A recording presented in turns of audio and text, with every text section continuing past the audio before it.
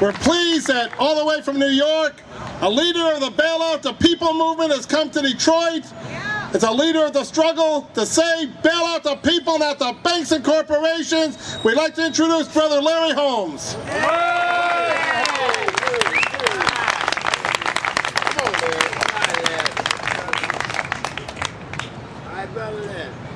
Thank you, Jerry. Sisters and brothers, you know, my job is to demonstrate. So I've been to many of them.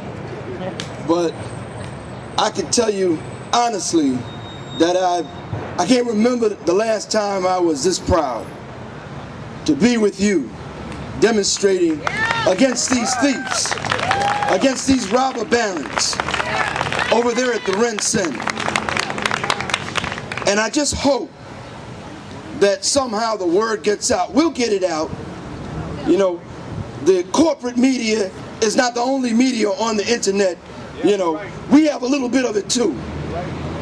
So that people in Michigan, people all over the world can see that this fight is not over.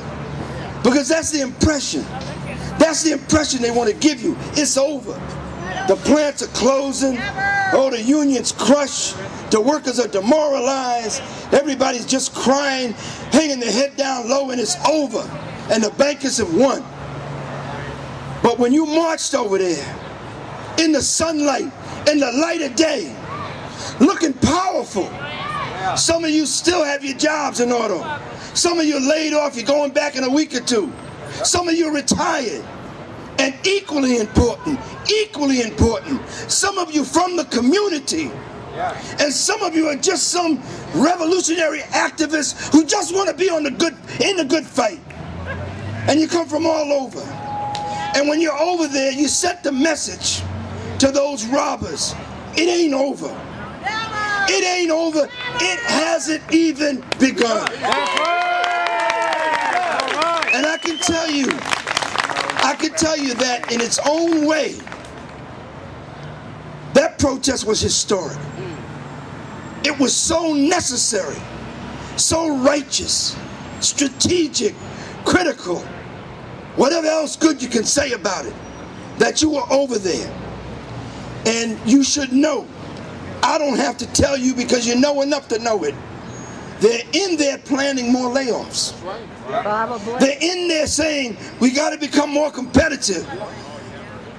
We think we busted that union, let's go after another union. Let's take some more money out of education and healthcare and give it back to corporations and the rich people in tax breaks. That's what they're talking about. That's what that summit of robber barons and criminals is all about. But we showed them that we're on the case. They can run, they can hide, but they're within our sights. This stuff is just beginning. Let me just end by saying two things, and I'm glad a number of people have spoke to it. Complicated, difficult issue, but it's important that we discuss it openly because we can't get this wrong. We got to get it right. Let's not be pitted against each other. Let's not be pitted against each other. Consider the logic of it, sisters and brothers. If they can pit us against workers in Mexico, or workers in Asia, or workers anywhere, if that works, then tomorrow they'll pit you against workers in Ohio. They'll pit, you know, there's a big auto industry in the South. What are you going to be? The Midwest against the South? Where does it end? It's a dead end. It's a trap. And it's called pit them against each other so they won't unite. That's right. Divide and conquer. You know, globalization is not just for the capitalists. It's for the workers too. That's right. When they say globalize, we say globalize. They can globalize against us. We can globalize our unity and solidarity. We don't want to go backward. We want to go forward. And lastly, about our president. And this is complicated too. Let's try to handle it right. Made history. First African American. Wonderful name. Rolls off your tongue like butter. Barack Hussein Obama. You can't help but being a little proud that you got a president with that name. And it looks like this fella. And yes, we can. We did it. But it's clear now that a president, even a president that's made history, listen up, y'all, is no substitute for a mass movement. And there may be some of us out there who still think that, oh, we did it, we elected Barack Obama, now he'll do it. He'll protect us. It's not true. It's not true. I hope that Barack Obama finds out about this demonstration, because he's been listening to too much to Wall Street. He's been listening too much to the CEOs. And consequently, he's doing too much in their favor against us. And it's time that he know that we are here. And if he doesn't listen to us, yes, we can again. Yes, we can again. And I'm not talking about waiting for the next elections. Yes, we can keep these plant opens another way.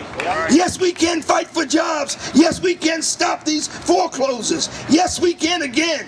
Matter of fact, we should fool around with some new slogans that sort of capture the excitement and the potential that everybody felt during that election. We elected him, and that was yes, we can. But it ain't over. You know what we did over there? Yes, we can again. And we got to continue doing some yes, we can again until the workers and the communities have the power to stop the greedy, vulture, racist, war-mongering bankers and CEOs who would burn us and burn our homes down to make a buck. It's not going to happen. Yes, we can again and again and again until we win.